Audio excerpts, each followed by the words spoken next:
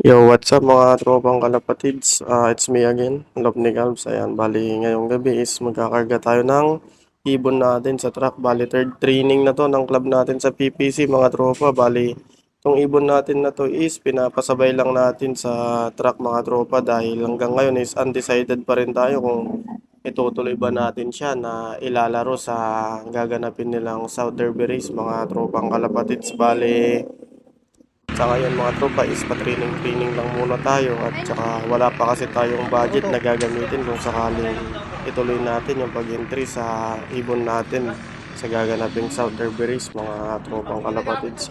Bali dito mga tropa is tapusan nilang may karga yung ibon natin. Bale, abangan na natin to mga tropang kalapatids, baka abangan pa ng iba. Let's go!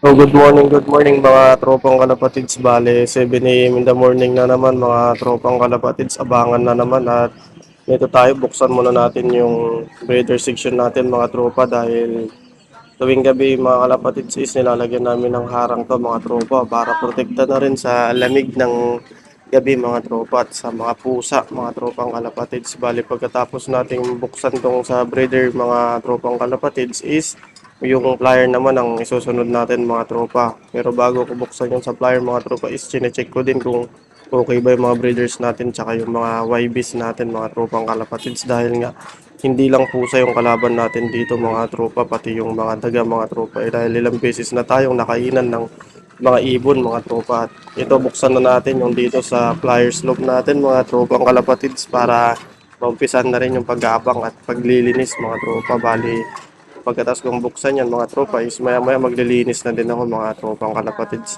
At dito mga tropa is papakita ko sa inyo yung partner ng ang ibon natin na kanarga natin sa truck mga tropang kalapatids.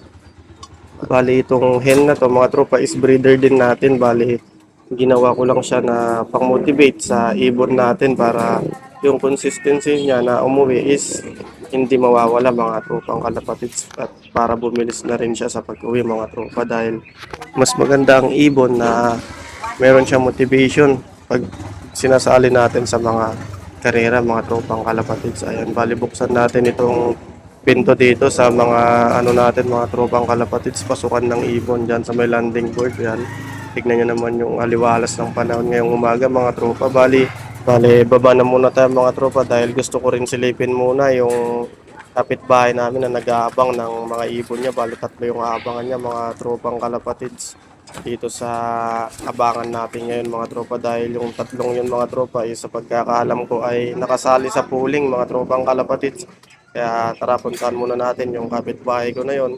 So yun mga tropang kalapatids, andito na tayo sa loop ni Daddy Yan Loop. Ayan mga tropang kalapatids. Bali nag-aabang na rin siya dyan mga tropang kalapatids at tingin-tingin lang dyan sa ilog. May balak pa yatang mamingwit mga tropa. Mga tropang kalapatids, bali napatakbo tayo ng Sana mabilis yun, mga no? tropa dahil akala ko talaga is yun na yung ibon na inaabangan natin kaso ibang ibon. Aray ko. Bali dito mga tropang kalapatids, no? Dumating na rin yung ibon natin, mga ilang minuto lang yung nakaraan mula nung tinawag ako ng pinsan ko. Bali ito siguradong ibon na natin to mga tropa dahil yung paglipad niya pa lang is alam ko na kaagad kung kaninong ibon yan. At yun na nga mga tropang kalapatids, lapitan na natin yung ibon para i-check ko kung nagdumi ba yung paa niya. Ibig sabihin mga kalapatids, pag madumi yung paa, ay dumapo yan sigurado sa bukid mga tropa. At dito pa lang unang tingin ko pa lang mga tropa is malinis yung kanyang paa mga kalapatids. Kaya possible na itong ibon na to is nahihila ng mga ibon ng iba pa nating mga kasamaan pauwi sa kanilang loop mga tropa o kaya naghatid ng ibang ibon mga tropa bago siya umuwi dito dahil nung bago siya dumapo dito sa atin mga tropa hindi nga lang nakuha ng video is may kasama siyang anim na ibon mga tropang kalapatids. Bali dito papapasukin siya ng pinsan ko gamit yung kamay niya mga tropa dahil hindi niya daw ito ginagamitan ng stick at naiilang sila sa stick kaya kamay-kamay lang pinantutulak niya mga tropa at effective naman mga tropa yung ginagawa niyang kamay lang yung panulak niya sa mga ibon mga tropa. Bali dito silipin natin mga tropa kung may damage ba yung ibon o kung ano man nangyari.